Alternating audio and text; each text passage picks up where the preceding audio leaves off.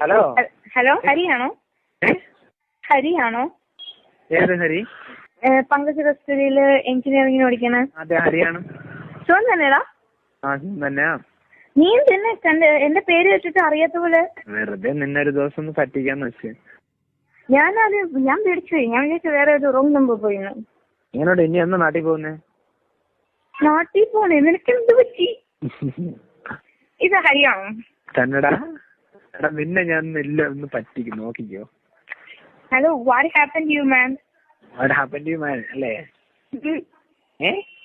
എന്ത് പറ്റി?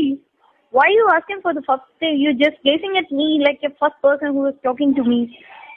Yeah? Yeah? What? Da. Why you calling this da?